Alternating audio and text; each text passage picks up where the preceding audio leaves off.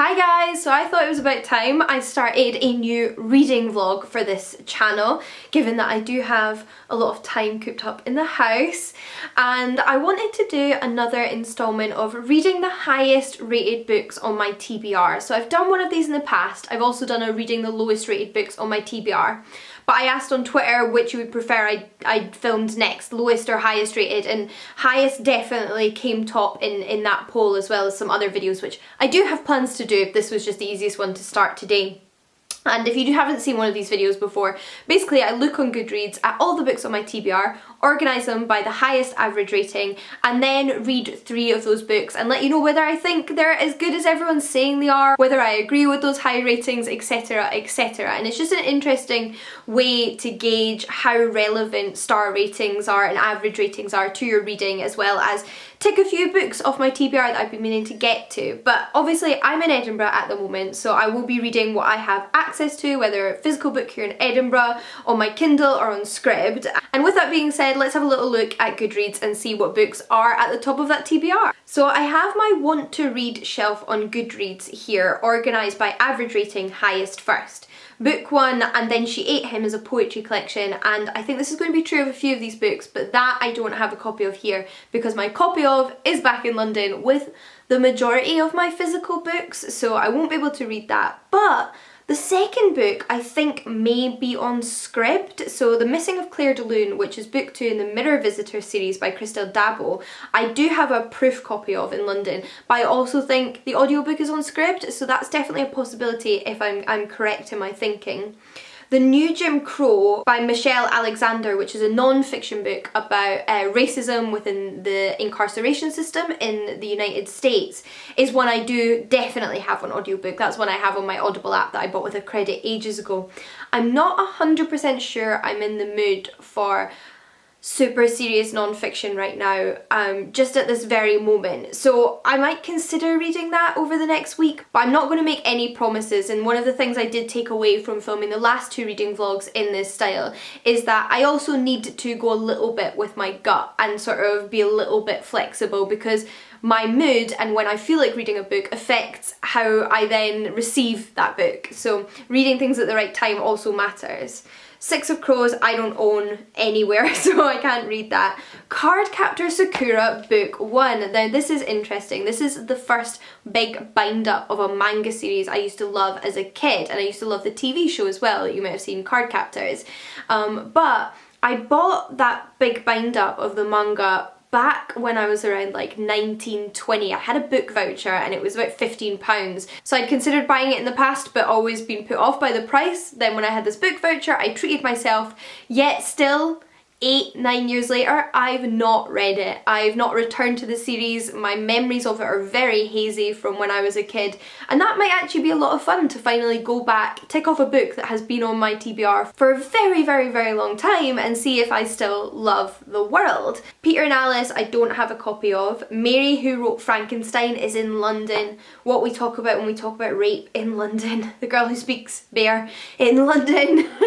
Men at Arms by Terry Pratchett. I'm currently definitely not in the mood for Terry Pratchett because it's a reading experience that's quite emotional for me, because it's something I shared with my dad, and it brings up a lot of memories there, so I don't think that's really where I need to go right now. Rape from Lucretia to Me Too is also in London. The Meaning of Freedom I don't have. I Am Magical I don't have. Same goes for Coiled. Nkrumah and the Ghana Revolution in London. Guards, Terry Pratchett. Okay. This is one we can do. The Deck of Omens, book 2 in the Devouring Grey series by Christine Lynn Herman. I actually very recently got sent an e-copy for review of this book, so it's on my Kindle and I really, really want to get to it. I'm actually really in the mood for kind of creepy YA paranormal mysteries at the moment, so that could be exactly what I'm looking for, and obviously it's been doing pretty well on those average ratings so far, 4.33 average, so I'm going to say now that's a definite. Bone Swans don't have. Strange the Dreamer don't have. have The Walled Orchard, however, which is a bind-up of the first 2 books in the Walled Orchard series by Tom Holt. I have a physical copy here, and I actually just finished another Tom Holt book, funnily enough, because he writes a lot of comical fantasy, and that's very much, again, something I've been in the mood for recently, something that's going to make me laugh out loud. This one is historical fiction set in ancient Greece. I don't know if there's a Fantastica element or not, because I haven't read it, but that's definitely a possibility, and that, I think, gives us 5 possibilities. So we've got The Walled Orchard by Tom Holt, The Deck of Omens by Christine Lynn Herman, Cardcaptors Sakura Volume 1, The New Jim Crow by Michelle Alexander, or The Missing of Claire de Lune by Christelle Dabo. So that's 5 books, all quite different, which I could pick from in the next week, and I'd like to aim to read 3 of those, which is usually what I do in one of these reading vlogs, and come back to you with my thoughts on these books. So with that being said, I may as well just crack on with the reading and come back to you when I've got an update.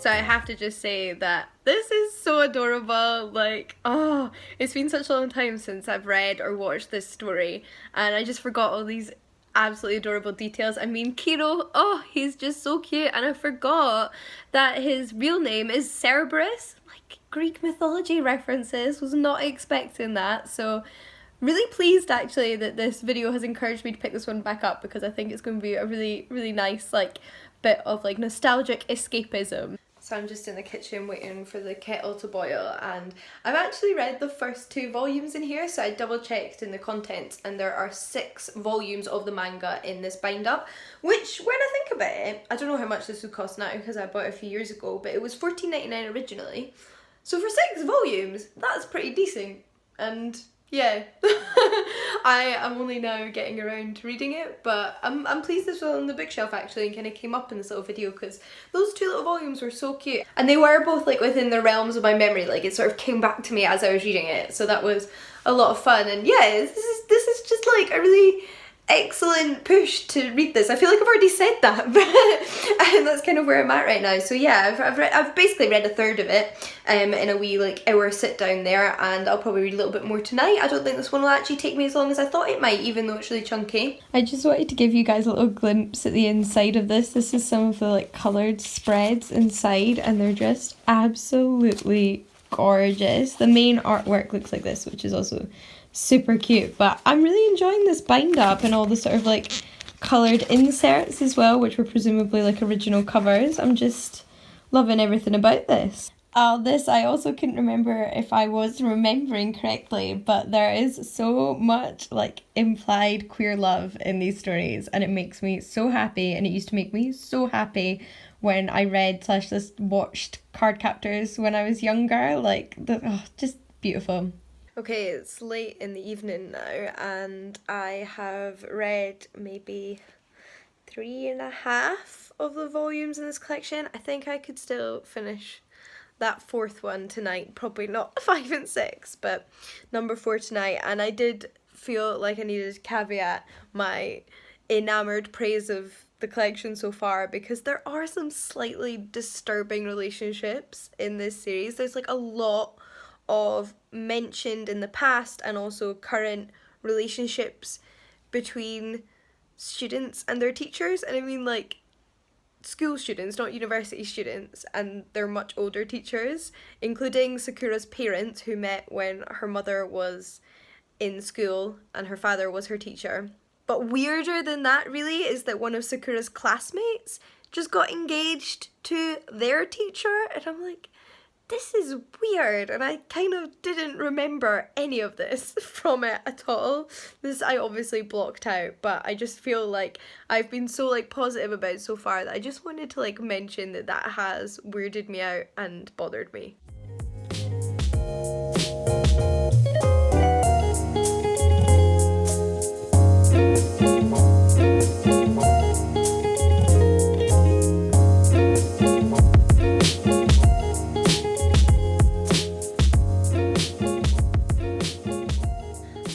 Finished Cardcaptors this morning with my coffee. I honestly was not expecting to read that so quickly. I know it's a manga, so it is going to be a little bit quicker, but it was so chunky and it was 6 volumes in one that I thought, oh, it's going to take me ages to read, and obviously it didn't. I really sped through that.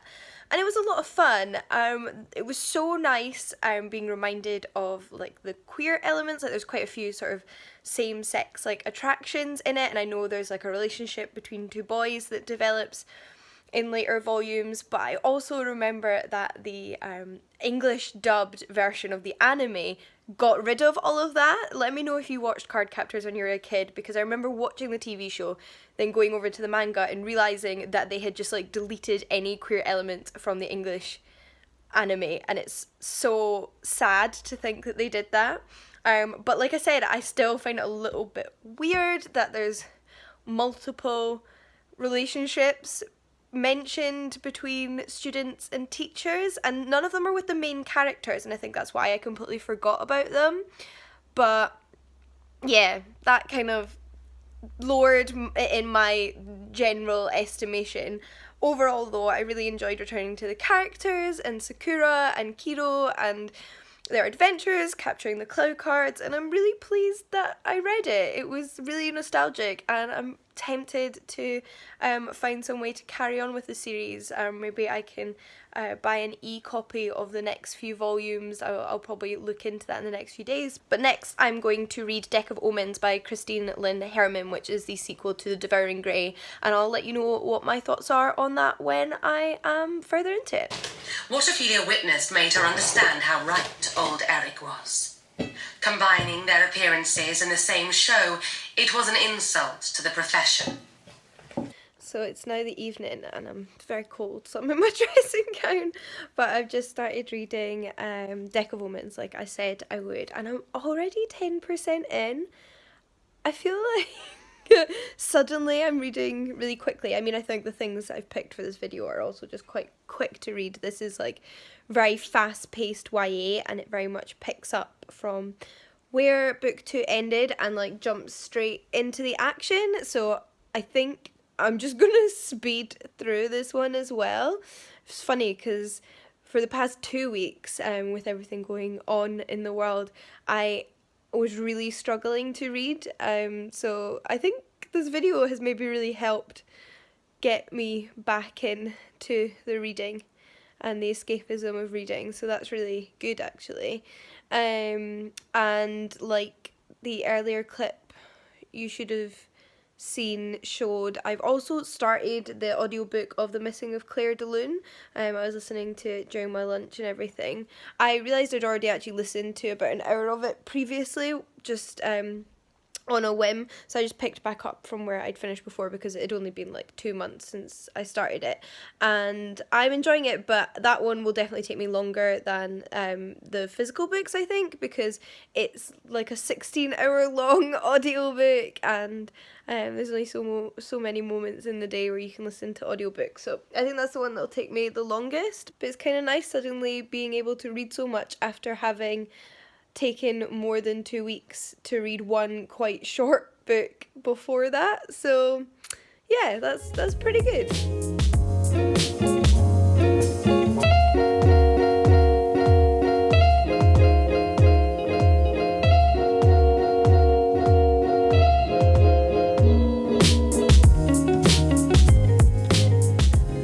So I have given up on work early today because I've just had this massive project that I've been working on for months and would have like meant a lot to me in my career, you know, it was like a big deal, be cancelled. So it's a lot of lost time and opportunities, and I just can't do anything else productive today. So I'm now doing a jigsaw and listening to The Missing of Claire de Lune on audiobook because that's it. That's all I can do.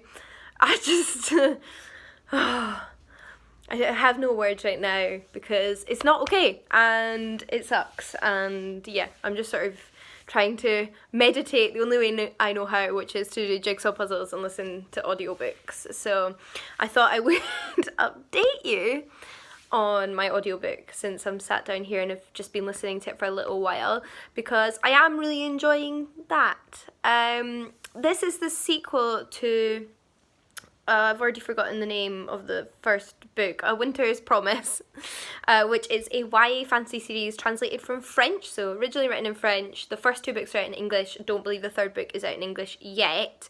However, these are just so unique when it comes to YA fantasy. There's nothing else quite like them that I've read currently in the market in English, and I don't know if they're reflective of more trends in French YA or they're just sort of unique in their own right. And book 2 is not disappointing. In fact, maybe I'm even enjoying book 2 more than I enjoyed book 1, which is like the best possible thing that can happen with a series, right?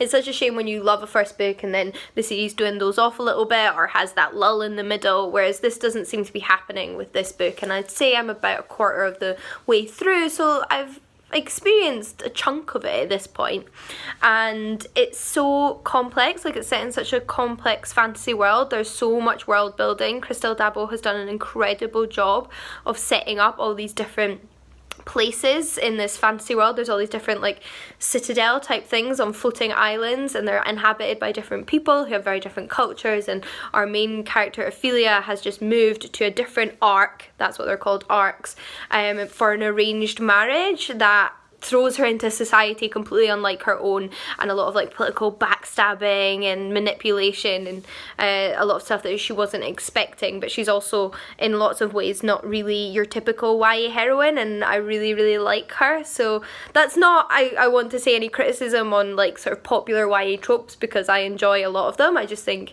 it's also nice to see something a little bit different.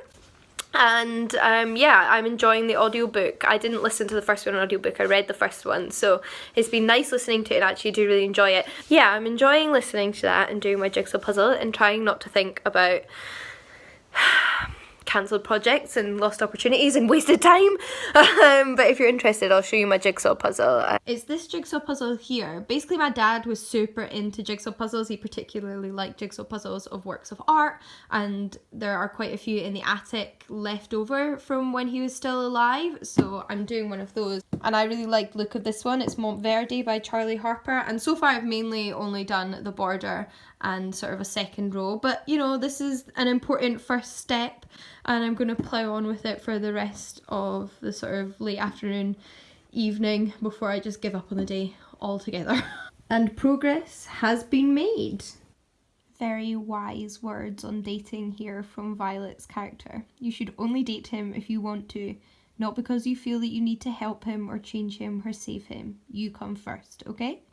Good evening. So I have been reading some more of The Devouring Grey. I read some during my lunch and last night, and a little bit this evening, and I'm really enjoying it. I'm about halfway through, so I think, like with getting back into series, the beginning was a little bit like intense. It rushed straight into the action. I'd kind of forgotten the way the last week ended, like exactly what terms all the characters were on with one another, but like once I sort of got back into it, once I like fell back into the world, I've found myself feeling really immersed, and it's just such like a quick fun read with like good high dark stakes, with this magical evil presence that lives in this other world connected to the town, and these like teenagers who are part of the 4 founding families. They're descendants of the 4 founding families and have these magical powers connected with this monster to protect the town. And it's about their dynamics, which go from being like powerful magical beings to like teen romance drama, and I really quite enjoy that with a kind of YA thriller, whether it's paranormal or not. So I'm like back into it now. I'm really into it. I feel like I've reached a point where like so much is going on. I can't wait to see how it all threads together, so that's been a lot of good fun. I could finish it tomorrow possibly, because it's just quite like a fast-paced read, so that would be good, I think. And yeah, I'll let you know my thoughts. Important jigsaw update, I have completed it. It's very pretty, and I think I've hurt my back leaning over it for so many hours, but yes, success.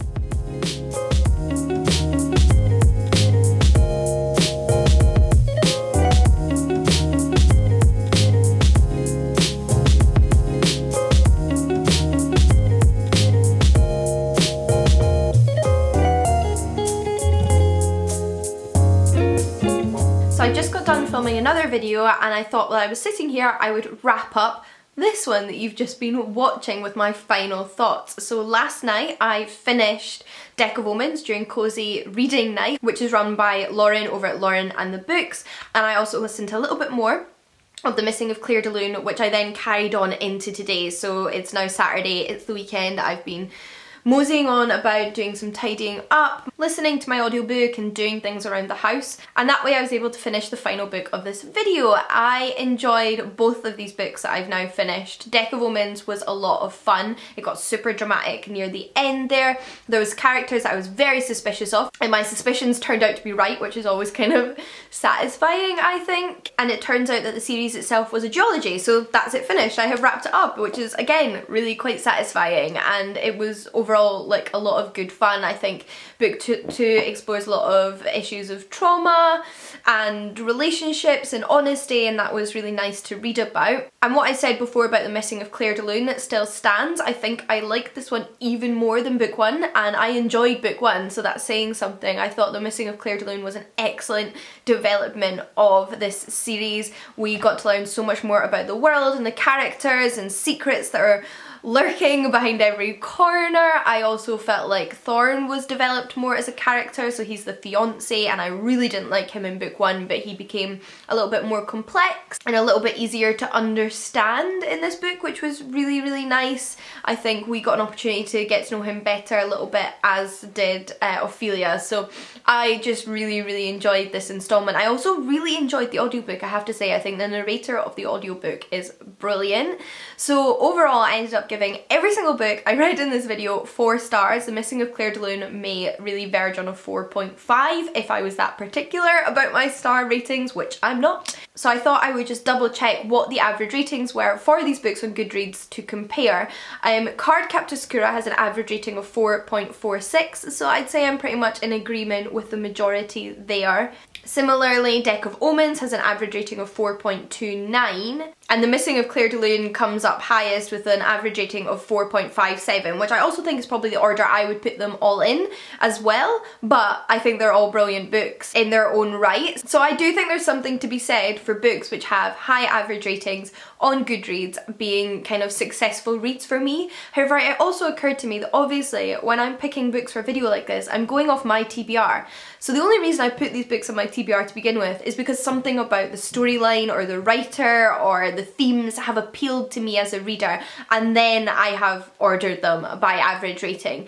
If I were just to read the highest rated books on Goodreads of all time, I have no idea if I would enjoy them, because they might not be the kind of books I would ordinarily enjoy, whereas these 3 all are. So that was something that I sort of reflected on during this process. However, I'm not sure I'm really that interested in reading the 3 highest rated books of all time. How would you even pick that? Because some books might just have a really high average rating because only 5 people have rated them, whereas some might be well beloved but have been rated so many times it's kind of hard to keep that average rating as high as others. I am glad, however, that I haven't been disappointed with any of the books that have been on my TBR and have high average ratings. It does say something. So I would love to hear about some of the highest average rated books that are on your TBR or that you have read, and what your thoughts are, and whether you would agree with the masses on those, as well as any thoughts on the books I've read in this video. I will hopefully be back soon with reading the lowest rated books on my TBR, because I think that's a little bit more unpredictable as they go. And like I mentioned at the beginning, I think there's some other reading vlogs I'd like to film, like rereading some childhood favourites and letting my subscribers pick what I read, which I would probably do through Instagram or Twitter, so keep an eye out there.